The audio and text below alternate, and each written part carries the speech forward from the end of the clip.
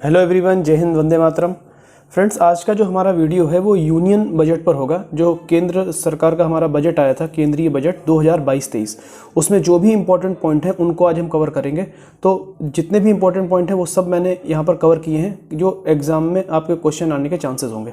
ठीक है, चलिए अब इस वीडियो को हम शुरू करते हैं और देखते हैं कौन कौन से इंपॉर्टेंट पॉइंट हैं जो हमारे एग्जाम के लिए ज़रूरी हैं। चलिए देखिए, इसमें सबसे पहला जो पॉइंट हम देखेंगे वो देखेंगे कि केंद्रीय बजट है उसका प्रावधान संविधान के कौन से अनुच्छेद में किया गया है। केंद्रीय बजट का प्रावधान संविधान के कौन से अनुच्छेद में किया गया है, इस चीज़ को हम देखेंगे। तो ध्यान रखिएगा, केंद्रीय बजट का प्रावधान संविधान के अनुच्छेद 112 में किया गया है और राज्य बजट का प्रावधान अनुच्छेद 202 में किया गया है। ये दोनों बातें आपको याद रखनी है।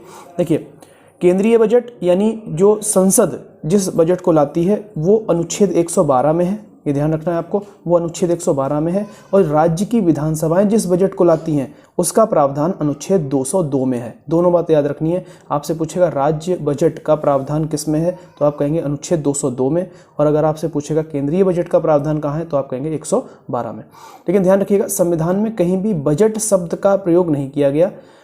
इसके स्थान पर जिस शब्द का प्रयोग हुआ है वो है वार्षिक वित्तीय विवरण। किस शब्द का प्रयोग हुआ है? वार्षिक वित्तीय विवरण शब्द का प्रयोग हुआ है। यहाँ लिखा हुआ है बजट शब्द का प्रयोग संविधान में नहीं है, इसके लिए वार्षिक वित्तीय विवरण शब्द का प्रयोग हुआ है। ठीक है, ये आपको ध्यान रखना है। इसके अलावा केंद्रीय बजट का आकार कितना है? इस बार का जो केंद्रीय बजट आया है उसका आकार कितना है? देखिए, यहाँ लिखा हुआ है 39.45 लाख करोड़ रुपए। ये इस बार के केंद्रीय बजट का आकार है। यानी हमारा केंद्रीय बजट का आकार क्या है? तो आप कहेंगे 39,45,000 करोड़, यानी 39.45 लाख करोड़ रुपए। ठीक है, ये केंद्रीय बजट का आकार है, इसको आपको ध्यान रखना है। इसके अलावा निर्मला सीतारमण ने बजट को पेश किया है, वो हमारी वित्त मंत्री हैं, उन्होंने इस बजट को पेश किया है। वित्त मंत्री कौन है इस समय? निर्मला सीतारमण। और कुछ बातें आपको ध्यान रखनी है। देखिए, यहाँ पर लगातार 4 बार, अब तक कितनी बार पेश कर चुकी हैं? ये लगातार 4 बार बजट पेश कर चुकी हैं। ठीक है, पहली बार इन्होंने 2019 में बजट को पेश किया था, 2019, 2020, 2021, 2022, ये चौथी बार इन्होंने पेश किया है बजट, ये वाला। ठीक है, 4 बार। यहाँ पर देखिए, ये चित्र जो बना हुआ है यहाँ पर आप देख सकते हो, इस चित्र में निर्मला सीतारमण जी का यहाँ पर फोटो लगा हुआ है। इनके जो भाषण हैं, जो इन्होंने बजट भाषण दिए, उनकी अवधि लिखी हुई है। अगर आपसे पूछे कि निर्मला सीतारमण जी के द्वारा सबसे लंबा बजट भाषण कब दिया गया तो आप कहेंगे 2020। यानी 2020 का जो इनका बजट भाषण था वो सबसे लंबा था। और उसमें आप देख सकते हैं, देखिए 2020 है ये वाला, और ये देख सकते हैं इसकी अवधि है 2 घंटे 40 मिनट, 2 घंटे 40 मिनट की अवधि। और अब तक का सबसे लंबा भाषण इतिहास में, भारत के इतिहास में सबसे लंबा जो बजट भाषण है वो निर्मला सीतारमण जी ने ही दिया है। इस बात को भी आपको याद रखना है। ठीक है, चलिए। इसके अलावा 1 फरवरी को बजट पेश किया गया, कोई इसमें खास बात नहीं है, 1 फरवरी को बजट पेश हुआ था। इसके अलावा सबसे इम्पोर्टेंट पॉइंट जो यहाँ पे बनता है ना, वो ये बनता है, इस बजट में अमृत काल की अवधि घोषित की गई है। इस बजट में अमृत काल की अवधि घोषित की गई है, जिसे 2022 से 2047 तक माना गया है। यानी अमृत काल, केंद्रीय बजट 2022-23 में अमृत काल की अवधि क्या निश्चित की गई है तो आप कहेंगे 2022 से लेकर सन 2047 तक। अब ऐसा क्यों है, इस बात को आप समझ लें एक बार। ऐसा इसलिए है कि 2022 में हमारे देश की आज़ादी के कितने वर्ष पूरे हो गए? 75 वर्ष। ठीक, और 2047 में जाकर पूरे होंगे 100 वर्ष। 1947 में देश आज़ाद हुआ था, ठीक है, और 2047 में कितने हो जाएंगे? 100 वर्ष पूरे हो जाएंगे। तो 75 से लेकर 100 वर्ष पूरे होने के बीच की अवधि को क्या माना गया है? अमृत काल कहा गया इस बजट में। तो अमृत काल की अवधि आपसे पूछी जा सकती है। बजट 2022-23 में जो दी गई है वो 2022 से 2047 तक दी गई है। यहाँ पर इंपॉर्टेंट लगा लीजिए इस पॉइंट पे, ये मोस्ट इंपॉर्टेंट है एग्जाम के लिए। ठीक है, चलिए अगला फिर इसके बाद है PM गति शक्ति के 7 इंजन। देखिए, उससे पहले आप एक चीज़ देखें, इस बार का जो बजट है उसमें 4 प्राथमिकताएं बताई गई हैं। बजट 2022-23 में कितनी प्राथमिकताओं का वर्णन है? 4। ये एग्जाम के लिए इंपॉर्टेंट नहीं है, लेकिन इसमें इंपॉर्टेंट है PM गति शक्ति, जो पहली प्राथमिकता है PM गति शक्ति। ठीक है, PM के नाम से 2 योजनाओं का वर्णन इस बजट में है, एक PM गति शक्ति और एक है PM डिवाइन। मैं दोनों आपको बताऊंगा। पहले हम देखते हैं 4 प्राथमिकताएं क्या हैं इस बजट की। तो पहली प्राथमिकता है PM गति शक्ति, दूसरी है समावेशी विकास, तीसरी है उत्पादकता बढ़ाना एवं निवेश, उभरते अवसर, ऊर्जा के स्वरूप में बदलाव और जलवायु कार्रवाई यानी क्लाइमेट एक्शन। और चौथा है निवेश का वित्त पोषण करना। ठीक है, इसमें जो इंपॉर्टेंट है ना वो आपको याद रखना है पीएम गति शक्ति। और यहीं पर हमने इस पीएम गति शक्ति के 7 इंजन कहा गया है कि देश के विकास को अगर गति देनी है तो उसके लिए 7 इंजनों की आवश्यकता है। वो 7 इंजन क्या हैं? तो यहाँ पर गति शक्ति के 7 इंजन बताए गए हैं। आपसे एग्जाम में सवाल ऐसे पूछ सकता है कि पीएम गति शक्ति के 7 इंजन में निम्नलिखित में कौन सा नहीं है? ठीक है या नहीं, आपसे जो भी पूछे उस तरह से आपको बताना। तो देखिए बहुत सिंपल है। 7 इंजन क्या है? पहला है रोड, ठीक, रोड सड़कें। दूसरा रेलवेज। तीसरा एयरपोर्ट यानी विमानपत्तन, जहाँ पर एयरपोर्ट होते हैं। ठीक है। तीसरा है पोर्ट यानी बंदरगाह। यहाँ पोर्ट का मतलब क्या है? बंदरगाह, जहाँ पर जहाज रुकते हैं, बंदरगाह। इसके बाद 5वां है मास ट्रांसपोर्ट यानी सार्वजनिक परिवहन, जिससे सरकारी बसें, ठीक है, टेम्पो इत्यादि जो सब ऑटो वगैरह होते हैं वो क्या किस में आते हैं? मास ट्रांसपोर्ट में आते हैं। ये आपको ध्यान रखना। इसके अलावा जलमार्ग यानी वाटरवेज। क्या है? वाटरवेज, जलमार्ग। ठीक। इसके बाद लॉजिस्टिक इंफ्रास्ट्रक्चर। ये 7 हैं जो आपको याद रखने हैं। कौन कौन से हैं? फिर से बोलिए। रोड है, पहला क्या है? रोड है। रेलवे, एयरपोर्ट, इसके बाद पोर्ट्स, उसके बाद वाटरवेज, वाटरवेज के बाद मास ट्रांसपोर्ट, उसके बाद लॉजिस्टिक इंफ्रास्ट्रक्चर। ठीक है, लॉजिस्टिक इंफ्रास्ट्रक्चर। ये 7 हैं पीएम गति शक्ति के 7 इंजन, इनको कहा गया है। इसके बाद देखिए कुछ इंपॉर्टेंट पॉइंट क्या है। राष्ट्रीय राजमार्ग नेटवर्क में यानी जो हमारे नेशनल हाईवे हैं इनमें 25,000 किलोमीटर का विस्तार किया जाएगा। ये इसमें प्लान है। यानी नेशनल हाईवे अभी तक जितने हैं अब इस वर्ष में उनको 25,000 किलोमीटर और बढ़ाया जाएगा। यानी कुल कितना बढ़ाया जाएगा? तो 25,000 किलोमीटर का विस्तार किया जाएगा नेशनल हाईवेज़ में। किसमें? नेशनल हाईवेज़ में। और ध्यान रखिएगा भारत में नेशनल हाईवे राष्ट्रीय राजमार्गों को बनाने का कार्य करती है NHAI। कौन करता है? NHAI, national highway authority of India. National highway authority of India ये कार्य करती है, national highway authority of India. ठीक, चलिए ध्यान आपको रखना है वर्तमान में national highway authority of India की चेयरपर्सन, ठीक, अध्यक्षा, ठीक है, महिला है इसलिए अध्यक्षा कह रहे हैं। चेयरपर्सन कौन है? तो आप कहेंगे वर्तमान में NHAI की जो अध्यक्षता है वो है अलका उपाध्याय। कौन है? अलका उपाध्याय। ठीक, अलका उपाध्याय, ये आपको ध्यान रखना है। ठीक है, चलिए आगे बढ़ते हैं।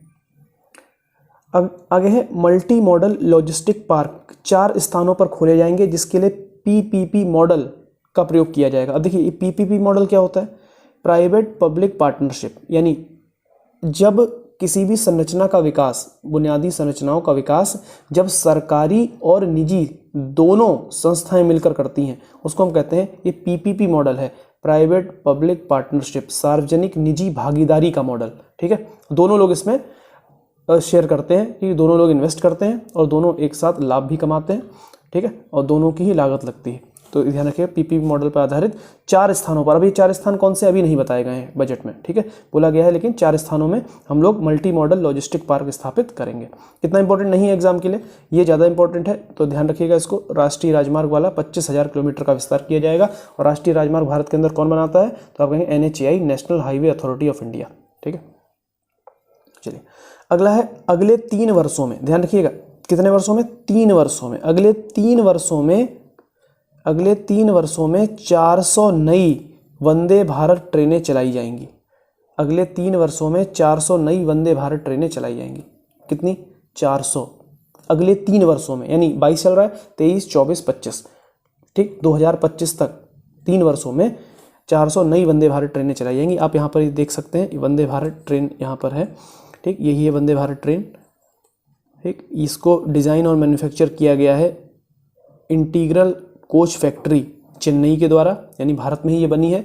और इस ट्रेन का नाम पहले हुआ करता था T18, ठीक, ट्रेन 18, इसको पहले क्या कहते थे? T18 कहा जाता था।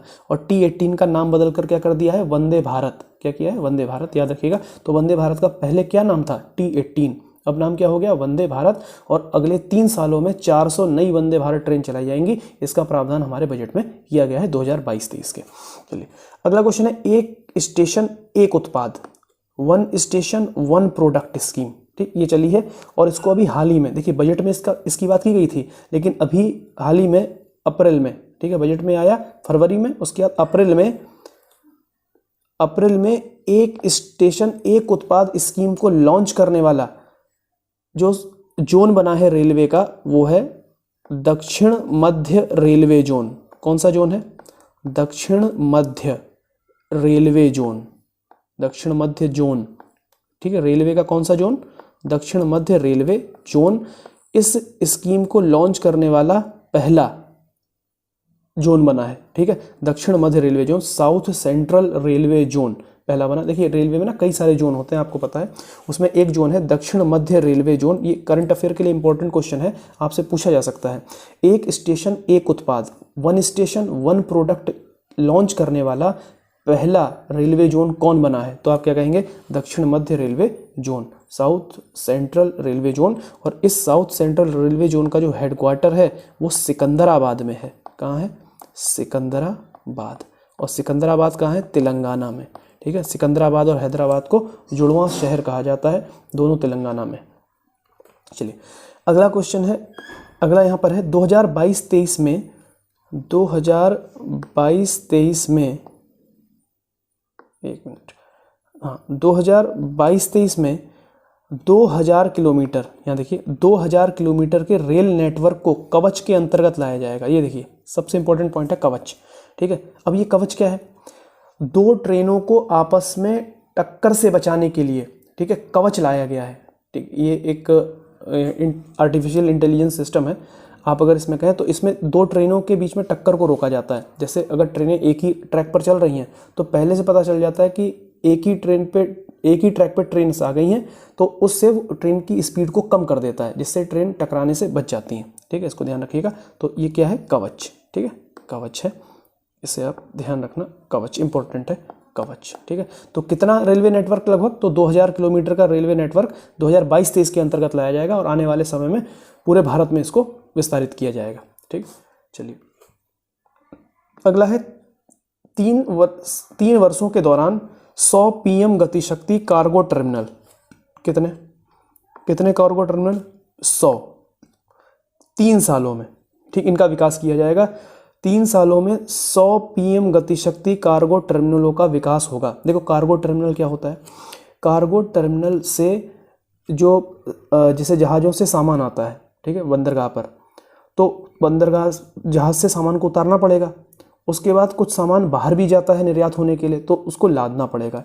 यानी कार्गो टर्मिनल्स पे जो सामान है बंदरगाह पर उसकी लोडिंग की जाती है, ठीक, और अनलोडिंग भी की जाती है, सामान चढ़ाया भी जाता है, उतारा भी जाता है। ऐसे ही टर्मिनल्स को कार्गो टर्मिनल कहते हैं, कार्गो टर्मिनल कहा जाता है, ठीक। तो 3 सालों में कितने बनाए जाएंगे? 100, ठीक, 100 पीएम गतिशक्ति कार्गो टर्मिनल बनाए जाएंगे। अगला है 60 किलोमीटर लंबी 8 रेलवे परियोजनाओं को, कितनी? रोपवे परियोजनाओं को, 8 रोपवे परियोजनाओं को, ध्यान रखिएगा। रोपवे का मतलब क्या है? रोपवे, ठीक, रोपवे पहाड़ों पर एक स्थान से दूसरे स्थान पर जाने के लिए रोपवे का इस्तेमाल किया जाता है। यानी ट्रॉलीज लगी होती हैं, वो आपको एक पहाड़ से दूसरे पहाड़ की तरफ ले जाएंगे। तो ऐसी 8 रोपवे परियोजनाओं के लिए कॉन्ट्रैक्ट दिए जाएंगे इस बार, ठीक है। इस बार के बजट में प्रावधान है कि 8 रोपवे परियोजनाओं के लिए कॉन्ट्रैक्ट दिए जाएंगे, ठीक। अभी ये दिए नहीं गए हैं, देना शुरू किए जाएंगे। कितनी परियोजनाओं के लिए है इस बजट में? 8। कितने किलोमीटर लंबी? 60 किलोमीटर लंबी, ठीक। अब देखिए यहाँ पे मैं आपको एक बात बताता हूँ। भारत में सड़कों के विकास के लिए एक स्कीम चलाई गई थी, आप सबने उसका नाम सुना है, ठीक है, भारतमाला, ठीक। भारतमाला ये किसके लिए थी? भारत में सड़क का विकास करने के लिए, सड़कों का विकास करने के लिए, ठीक, सड़कें बनाने के लिए। उसी तरह बंदरगाहों के विकास के लिए स्कीम चलाई गई थी सागरमाला, सभी बंदरगाहों को आपस में जोड़ने के लिए। कौन सी? सागरमाला, ठीक है। ये हो गया बंदरगाह। उसी तरह से पहाड़ों पर आवागमन को संभव बनाने के लिए एक स्कीम चलाई जा रही है, पर्वतमाला। क्या कहा गया इसको? पर्वतमाला। और पर्वतमाला के तहत किसका विकास किया जाता है? रोपवे का। पहाड़ों पर एक स्थान से दूसरे स्थान पर जाने का सबसे आसान साधन कौन सा है? रोपवे, ठीक। तो यह है, ये चीज़ अलग से आप लोग लिख लीजिएगा और ध्यान रखिएगा इस चीज़ को, है ना, ठीक।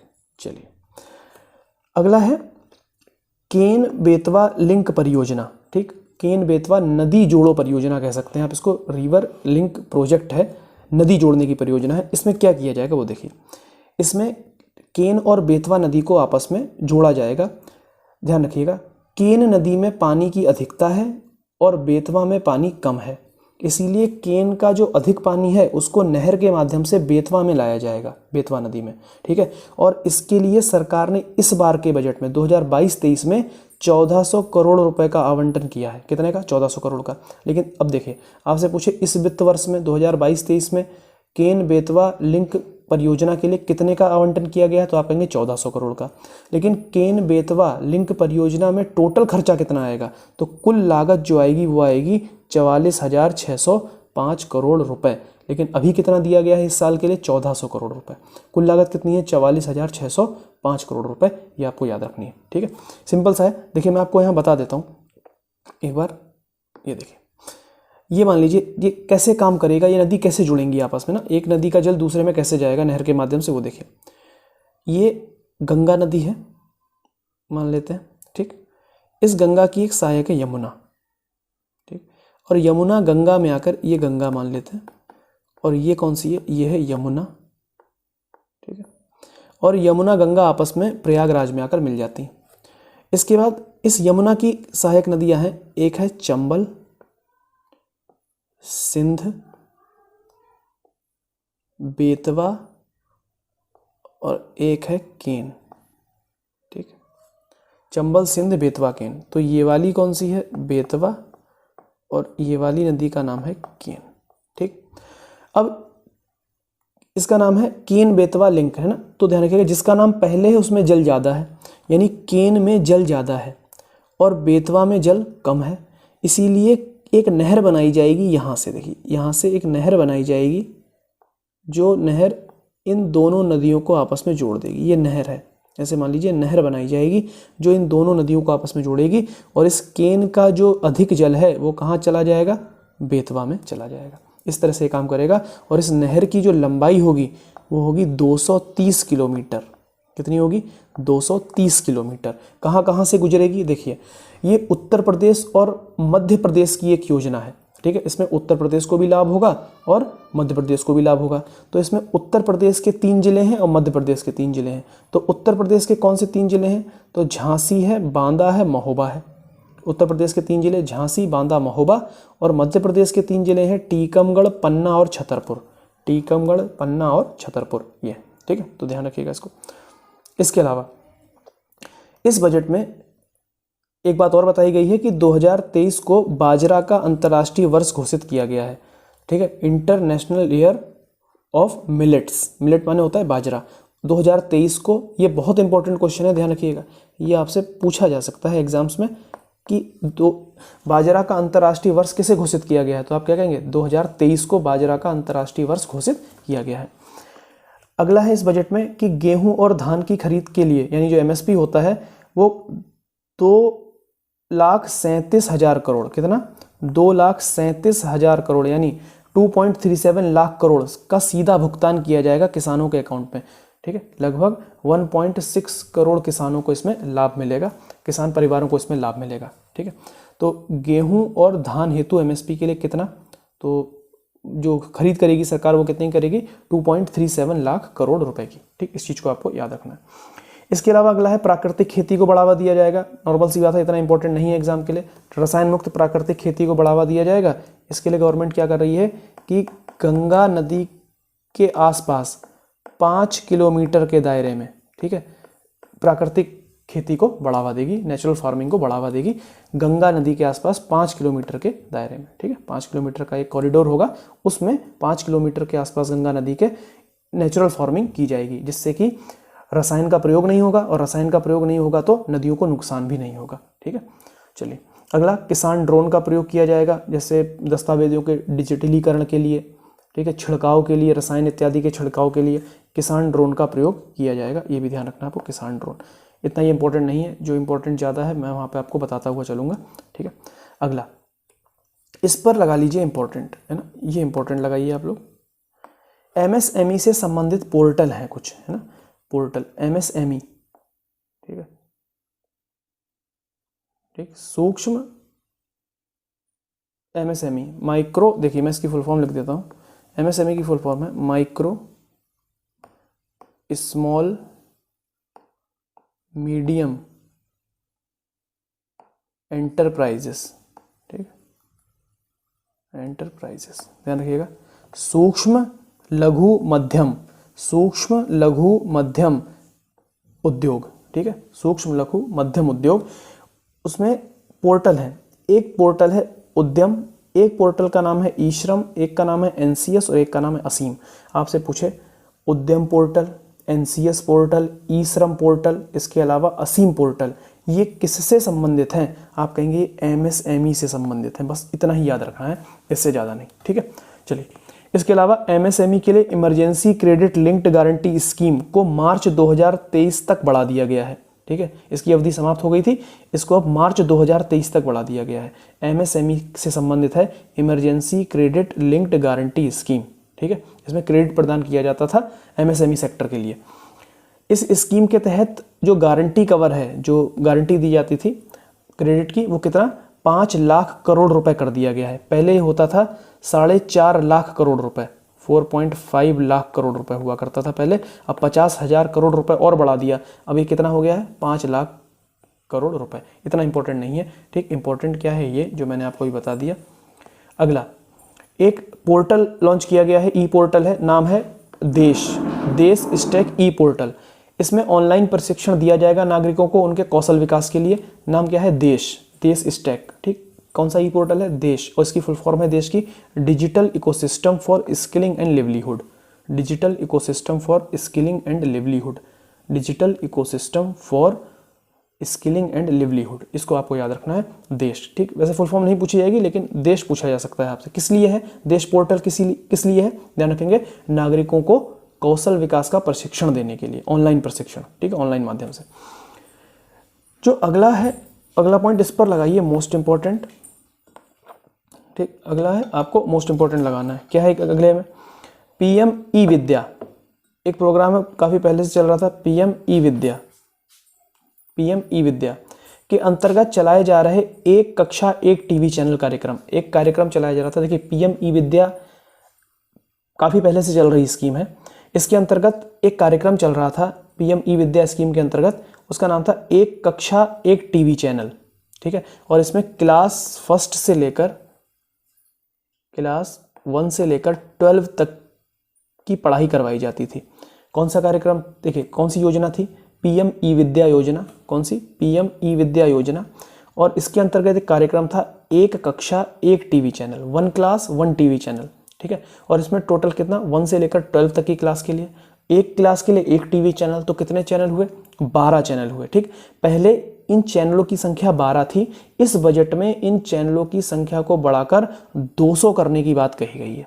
कहा गया है पीएम ई विद्या के अंतर्गत 200 चैनल हम बनाएंगे। एक कक्षा एक टीवी चैनल कार्यक्रम के अंतर्गत पहले 12 हुआ करते थे, अब 200 चैनल होंगे। कितने? 200। तो यही आपसे पूछेगा चैनल की संख्या कितनी कर दी है? 200 कर दी है, 12 से बढ़ाकर। ठीक है, अगला डिजिटल यूनिवर्सिटी की स्थापना की बात की गई है कि डिजिटल यूनिवर्सिटी बनाई जाएगी।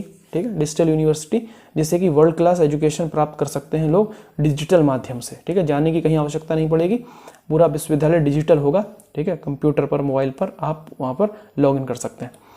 अगला है मानसिक स्वास्थ्य को सही रखने के लिए ना, कई लोग मानसिक, इस समय जो अवसाद की बीमारियां हैं, मानसिक अवसाद, वो काफ़ी ज़्यादा देखी गई हैं लोगों में।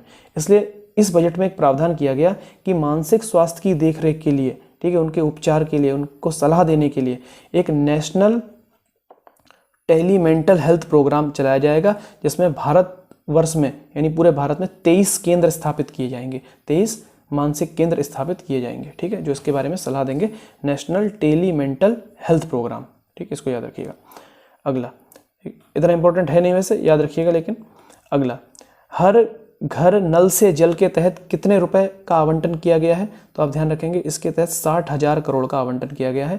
ठीक है, जल जीवन मिशन एक शुरू हुआ था, ये उसी में आवंटन है 60,000 करोड़ रुपए का। हर घर नल से जल, ठीक, ये टारगेट है सरकार का, 2024 तक इसको टारगेट को कंप्लीट करना है। ठीक है, और 3.8 करोड़ परिवारों को इस बार शामिल किया गया है। कितने रुपए का प्रावधान? 60,000 करोड़ रुपए का, ताकि हर घर तक नल पहुंच पाए, नल से जल निकल पाए। ठीक है, तो हर घर नल और नल से जल। ठीक, चलिए अगला है पीएम आवास योजना। पीएम आवास योजना, यहाँ पर मैंने पीएम आवास योजना लिखा है और आपको पता है एक पीएम आवास योजना ग्रामीण है और एक शहरी है। यहाँ पर मैंने दोनों मिक्स करके लिखे हैं। ठीक है, पीएम आवास योजना के तहत 80 लाख घरों का निर्माण करवाया जाएगा इस बार।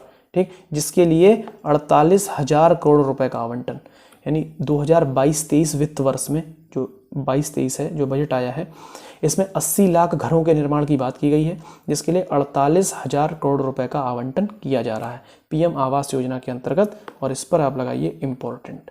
ठीक, ये आपसे पूछा जा सकता है और इस पर भी लगाइए इम्पोर्टेंट, ये भी अच्छा क्वेश्चन है। 60,000 करोड़ रुपए और ये 48,000 करोड़ रुपए।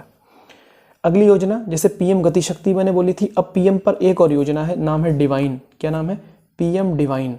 ठीक, इसका मतलब है प्राइम मिनिस्टर, DEV का मतलब है डेवलपमेंट, I फॉर इनिशिएटिव और नॉर्थ ईस्ट। ठीक है, development initiative for north east. ठीक है, ये तो नॉर्थ ईस्ट जो हिस्सा है हमारे भारत का पूर्वोत्तर, जो आपको 8 देश मालूम है, जिसमें सिक्किम है, अरुणाचल प्रदेश है, असम है, नागालैंड है, मणिपुर है, मिजोरम है, त्रिपुरा है, मेघालय है। ठीक है, ये 8 देश आते हैं पूर्वोत्तर भारत में। इनके विकास के लिए एक पहल की है। वो पहल कौन सी योजना के तहत हुई है? तो पीएम डिवाइन, जिसके अंतर्गत 1500 करोड़ का आवंटन किया गया है, 1500 करोड़ रुपए। ठीक है, इसमें क्या होगा? पूर्वोत्तर भारत में जो नॉर्थ ईस्ट है उसमें बुनियादी ढांचे का और सामाजिक विकास परियोजनाओं का निर्माण किया जाएगा, इसके लिए आया है। ठीक है, वहाँ पर बुनियादी ढांचा, इंफ्रास्ट्रक्चर बनाया जाएगा और इसके अलावा सामाजिक विकास की जो परियोजनाएं हैं उनको चलाया जाएगा। इसके लिए कितने रुपए का आवंटन? 1500 करोड़। पीएम डिवाइन के लिए कितने रुपया? 1500 करोड़। याद रखिएगा, ये पूर्वोत्तर क्षेत्र के लिए स्पेशल योजना है, तो ये आ सकती है एग्जाम में, इंपॉर्टेंट है। ठीक है, अगला है वाइब्रेंट विलेजेस प्रोग्राम की शुरुआत की गई है। ये क्या है वाइब्रेंट विलेजेस? आप इसको हिंदी में अगर ये लिख के आए ना तो ऐसे आ सकता है, जीवंत ग्राम या जीवंत गांव कार्यक्रम, जीवंत ग्राम कार्यक्रम, ऐसे लिख के आ सकता है, जीवंत ग्राम कार्यक्रम। ये योजना क्या है? जो हमारी उत्तरी सीमा है, जैसे हिमाचल प्रदेश है, ठीक, लद्दाख है, उत्तराखंड है, उत्तरी सीमा जो ये लगती है, ठीक है, उत्तरी सीमा जैसे यूपी की जो नेपाल से लगती है, बिहार की जो नेपाल से सीमा लगती है, उत्तरी सीमा पर जो गांव बसे हुए हैं, ठीक है, उत्तरी सीमा पर जो बॉर्डर पर गांव बसे हुए हैं, उनके डेवलपमेंट के लिए वाइब्रेंट विलेजेस प्रोग्राम आया है।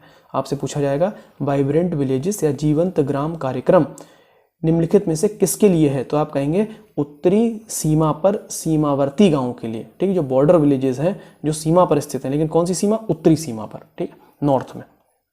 अगला 2022 में 100% डाकघरों में कोर बैंकिंग सिस्टम शुरू हो जाएगा। देखिए 100% डाक, ये आपसे पूछा जाएगा 2022 तक कितने डाकघर, कितने प्रतिशत डाकघरों में कोर बैंकिंग सिस्टम लागू करने का, शुरू करने का टारगेट किया गया है? तो आप कहेंगे 100%। देखिए इंडिया में वर्तमान में 1.5 लाख 1.5 लाख डाकघर हैं, पोस्ट ऑफिस हैं। इन 1.5 लाख में पूरे सब में, ठीक है, कोर बैंकिंग सिस्टम शुरू किया जाएगा। जो जैसे हम बैंक में काम करते हैं ना, वैसा ही पोस्ट ऑफिस के माध्यम से काम हो सकता है। ठीक है, चलिए अगला, इसी बजट में कहा गया है कि ई पासपोर्ट जारी किए जाएंगे, जिसमें चिप लगी हुई होगी और जो लोग विदेश वगैरह की यात्रा करते हैं उनको ज़्यादा परेशानी का सामना नहीं करना पड़ेगा, क्योंकि उनकी सारी डिटेल उसी के माध्यम से वहाँ पर प्राप्त हो जाएगी। ठीक है, जिससे उनको जल्दी से वहाँ से जैसे चेकिंग वगैरह होती है ना, उसमें ज़्यादा टाइम नहीं लगेगा। तो ई पासपोर्ट जारी किए जाएंगे, इसका प्रावधान भी इस बजट में किया गया है।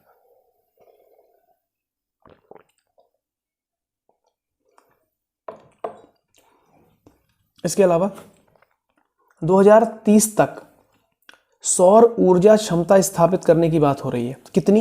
यही आपसे पूछेगा एग्जाम में।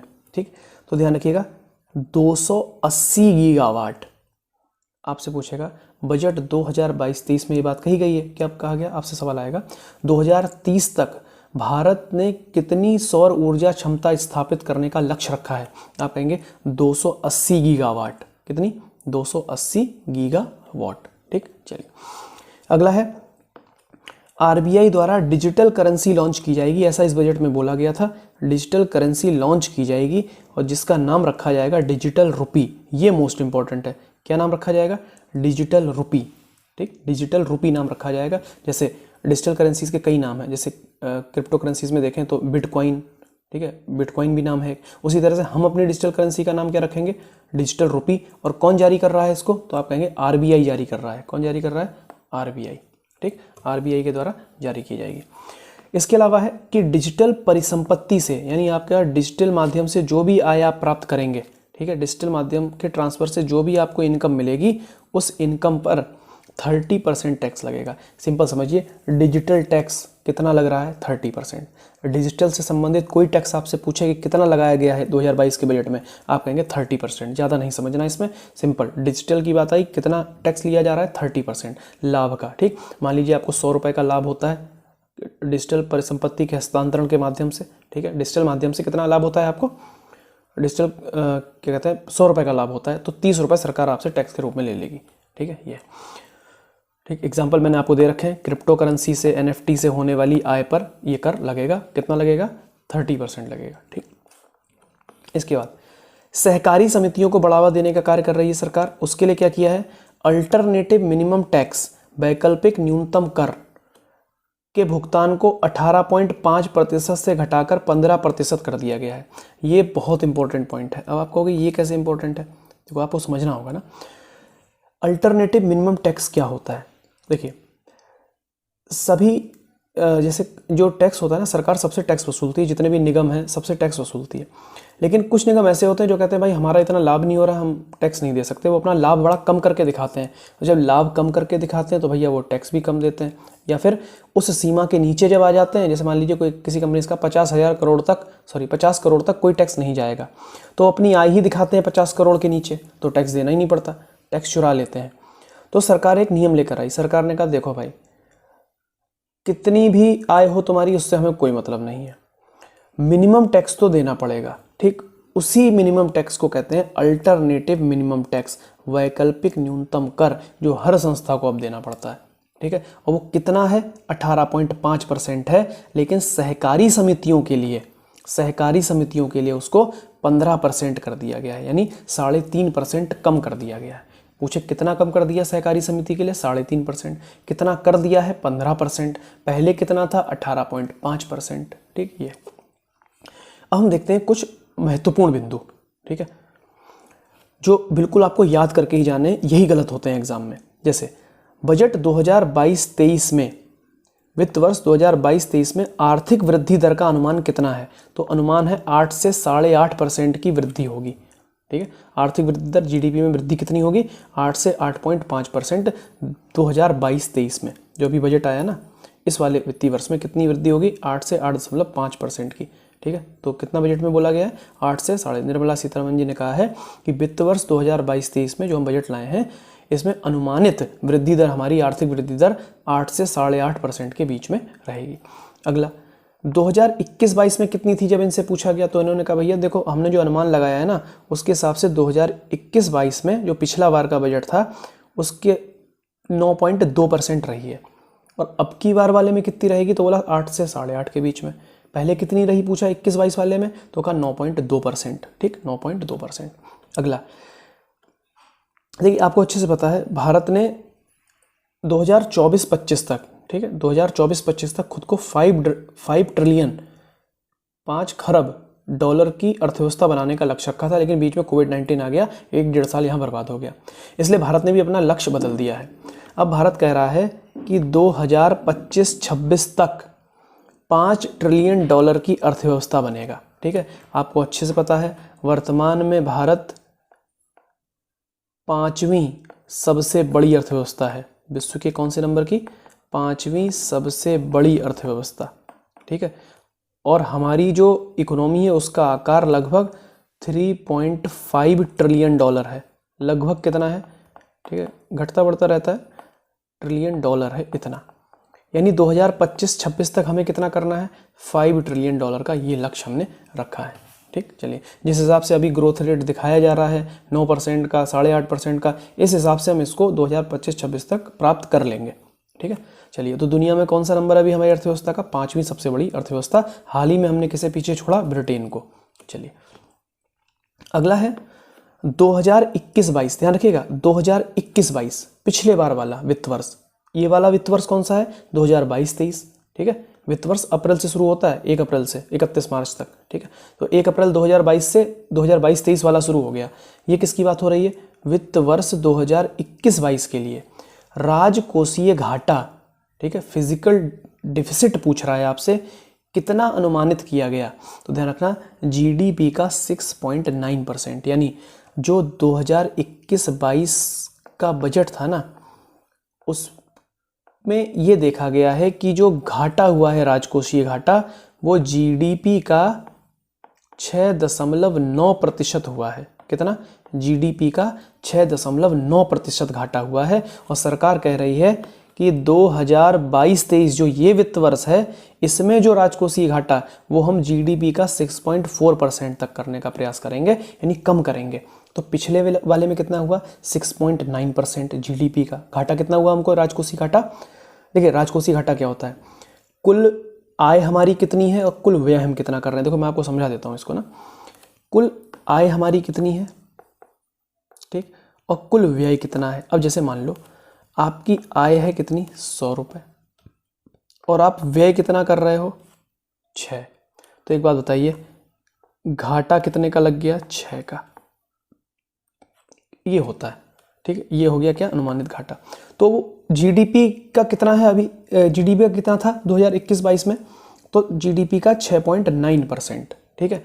और 2022-23 में कितना अनुमान लगाया है? जीडीपी का 6.4% होने का, ठीक है। अब तो ये पता ही चलेगा अगली बार कि कितना रहा कितना नहीं, हालांकि हम पहले से कम रखेंगे, ये हमने अनुमान किया, ठीक। अगला कुछ इंपॉर्टेंट पॉइंट है, ये देख लेते हैं। ज़्यादा इतने खास नहीं है, एग्जाम के पॉइंट ऑफ व्यू से इंपॉर्टेंट नहीं, लेकिन ध्यान रखिएगा ये सब एग्जाम के, ये मैंने लिख रखा है यहाँ पे, अति महत्वपूर्ण, इनको बिल्कुल रट के जाइएगा, ठीक है। अर्थव्यवस्था का आकार जो हमने ऊपर लिखा था कितना था? 39.45 लाख करोड़। ये भी डायरेक्ट सवाल आ सकता है, ठीक है, और पीटी के हिसाब से तो बहुत इंपॉर्टेंट है, ये आ सकता है। इसके अलावा ये सारे पॉइंट 3, 4, 5 ये सारे आपको याद रखने हैं, ठीक है। ये जरूर याद रखिएगा, इस पर मोस्ट इंपॉर्टेंट लगाइए। $5 ट्रिलियन की इकोनॉमी बनने का लक्ष्य कब तक है? 2025-26 तक, ये हमने अपना लक्ष्य रखा है, ठीक है। एक बार इस वीडियो को आप रिवाइज जरूर कर लेना, सारे इंपॉर्टेंट पॉइंट है, कहीं भी बजट बाहर नहीं जाएगा, केंद्रीय बजट के सारे क्वेश्चन यहीं से आएंगे, ठीक है। इसके बाद कुछ इंपॉर्टेंट पॉइंट है वो हम देख लेते हैं। जैसे इस बार के बजट में शिक्षा मंत्रालय को कितना रुपया दिया गया, ठीक है। इस बार के बजट में शिक्षा मंत्रालय को कितना रुपया दिया गया? 1 मिनट, शिक्षा मंत्रालय, इस बार के बजट में शिक्षा मंत्रालय को कितना रुपया दिया गया यहाँ पर? तो ये देखिए लिखा हुआ है 1,04,277 करोड़ रुपए। कितना? 1,04,277 करोड़ रुपए शिक्षा मंत्रालय के लिए। याद नहीं करना है, एक बार बस नजर डाल लीजिए, इसको याद कर लीजिए, ये बहुत इंपॉर्टेंट है। रक्षा के लिए दिया गया है 5,25,166 करोड़ रुपए, सबसे ज्यादा ये दिया गया है। देखिए 5 लाख, ये शिक्षा तो आसपास भी नहीं है, 5,25,166 करोड़ रुपए, इतना रक्षा मंत्रालय को बजट आवंटित किया गया है, ठीक है। यानी 39,45,000 करोड़ जो है, 39.45 लाख करोड़, उसमें से 5.25 तो इसी को दे दिया रक्षा मंत्रालय को, ठीक है। समझो, सिंपल समझो, आपके पास 39 रुपए हैं और 5 रुपए उठाकर आपने रक्षा मंत्रालय को दे दिए, ठीक है। कितना बड़ा बजट हो गया। इसके अलावा पर्यावरण मंत्रालय के लिए 3,030 करोड़ रुपए, सड़क परिवहन और राजमार्ग के लिए 1,99,107 करोड़ रुपए, ठीक। कुछ हैं इंपॉर्टेंट है, देख लीजिएगा, रक्षा मंत्रालय जरूर याद रखना। इसके अलावा कुछ इंपॉर्टेंट पॉइंट है, जैसे देखिए 2019 में बजट दस्तावेज को बही खाते का प्रयोग किया गया। कहने का मतलब, पहले जो बजट के दस्तावेज होते थे ना, उनको ब्रीफ केस में लाया जाता था, आपने देखा होगा, लाल कलर का एक ब्रीफ केस होता था, उसमें लाते थे। लेकिन 2019 से निर्मला सीतारमन जी ने इस चीज़ को चेंज कर दिया, अब वो उसको एक कपड़े में लपेट कर लाती हैं, और उसको बजट नाम ना देके क्या नाम दिया गया हमने? बही खाता। ये काम ने, ये बही खाता है, बजट नहीं है, बही खाता है। और बजट की जगह कौन से शब्द का प्रयोग हुआ है संविधान में? अनुच्छेद 112 और 202 में वार्षिक वित्तीय विवरण का। देखिए, रिवाइज करते रहिए। अगला, 2020 में सबसे लंबा बजट भाषण दिया था निर्मला सीतारमन जी ने। ध्यान रखिएगा, अब तक के इतिहास के सबसे लंबा बजट भाषण किसका है? निर्मला सीतारमन जी का। 2 घंटे 40 मिनट का भाषण है, और ये कब दिया था उन्होंने? 2020 में, ठीक है। निर्मला सीतारमन जी, ठीक है, निर्मला सीतारमन, आपको नाम पता है। दूसरा मोस्ट इंपॉर्टेंट लगा लीजिए इस क्वेश्चन पर, मोस्ट इंपॉर्टेंट, ठीक।